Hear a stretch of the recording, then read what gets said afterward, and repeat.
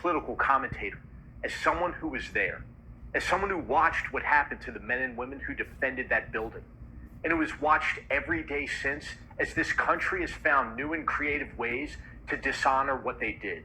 Yesterday, Todd Blanche sat in front of a Senate Appropriations Subcommittee. And this was a routine hearing about the DOJ's budget, but it didn't stay routine for long. Democrats came at it. Republican senators came at it.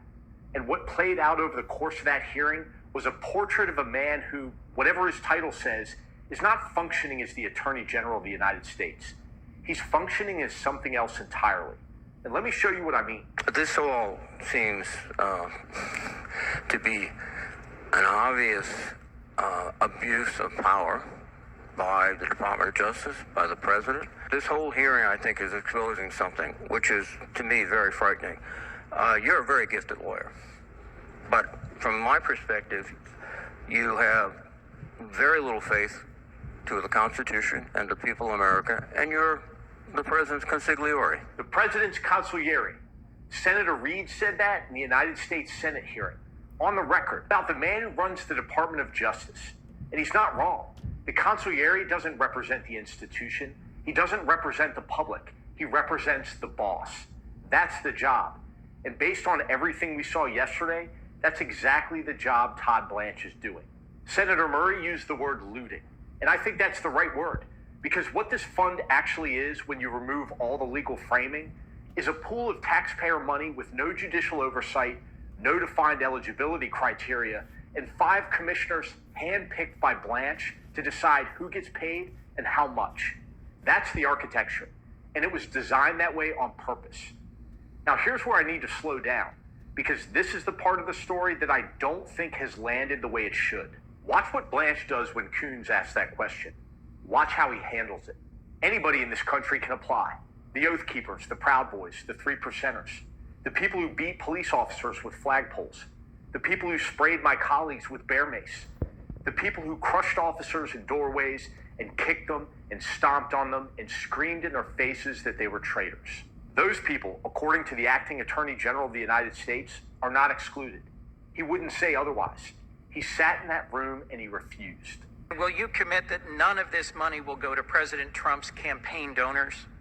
I am not committing to anything beyond the settlement agreement itself. When you say campaign donors, that they are not excluded from seeking compensation. Last question. During Police Week, I heard from a number of law enforcement friends who found it appalling that there was the possibility that folks like the Oath Keepers, the Proud Boys, who had assaulted Capitol police officers, could receive multi-million-dollar payouts from this fund. Will you commit that no one who has been convicted of assaulting a police officer will receive a payout from this fund? So I shared the concerns that apparently members of law enforcement gave to you last week, although none of this was announced last week, so that's surprising. But they had heard rumors there would be a settlement fund. Okay, but anybody can apply. The commission will set. The commissioners will set rules, I'm sure. That's not for me to set. That's for the commissioners. And whether an individual, an Oath Keeper, as you just mentioned, applies for compensation, is anybody in this country can apply. I was there. I defended that building against an insurrectionist mob. My colleagues in MPD and the Capitol Police defended that building. We weren't there as partisans. We were doing our jobs. And a lot of us paid for it in ways that don't show up on any official record. Officers who can't sleep. Officers who aren't on the job anymore. Officers who aren't here anymore, period. I've been asked all week how I feel about this. And honestly, I keep coming up short. There's no clean way to articulate what it means to watch the government you served entertain the idea of writing a check to people who tried to kill you. The phrase that keeps coming back to me, the only one that even gets close, is fucking disgraceful. That's it. That's where I land every time. Senator Van Hollen said out loud what the whole hearing made clear. And then he mentioned something that I want you to picture. There's a large photograph of Donald Trump's face hanging over one of the main entrances to the Department of Justice. Every person who works in that building walks under it. Every career prosecutor, every agent, every lawyer who took an oath to the Constitution and not to any individual. They walk under that image every day. And that's intentional. That's a reminder of who the building belongs to now. His feelings don't matter. That's the answer he gave when Merkley pressed him on whether he would at least tell his appointed commissioners that the people who attacked police officers probably shouldn't be compensated for it. He wouldn't commit to that. He'll encourage the commissioners to take everything into account because his feelings don't factor in. The acting attorney general of the United States, when asked directly whether violence against law enforcement should disqualify someone from receiving taxpayer money, told a senator that his own feelings on the matter are irrelevant. That's not a man who has any conflict about what he's doing. That's a man who made peace with who he is a long time ago. Even Susan Collins raised concerns. The Republican chair of the Appropriations Committee pointed out that the settlement funds are typically created in response to litigation that has already been filed, not for future claims that haven't materialized yet. When Collins is the only one flagging the irregularity, you've lost the argument. Blanche's defense was that the fund was unusual but not unprecedented. Then he pointed to a settlement reached after Native American farmers sued the Agriculture Department for discrimination. Senators pushed back hard.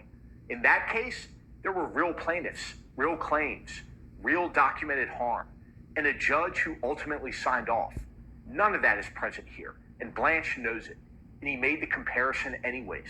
Now, I said I feel I have an obligation to keep talking about this, and that's true, but I also want you to be clear about what I'm asking you to do, because I'm not just venting here. The reason the fund is structured the way it is, with commissioners instead of courts and broad language instead of defined criteria, is precisely so that it's hard to hold anyone accountable for any individual decision. No one is responsible, and Blanche points to the commissioners. The commissioners point to the settlement language, and the settlement points to the case that's being voluntarily dismissed before a judge can take a close look at it. That's not an accident. That's a machine built to launder money and avoid accountability at the same time. And the people who built it are counting on the story being complicated enough that most people tune it out. Don't tune it out. Share this video. Send it to someone who hasn't been following this closely. And if you're not subscribed, subscribe now and turn on notifications.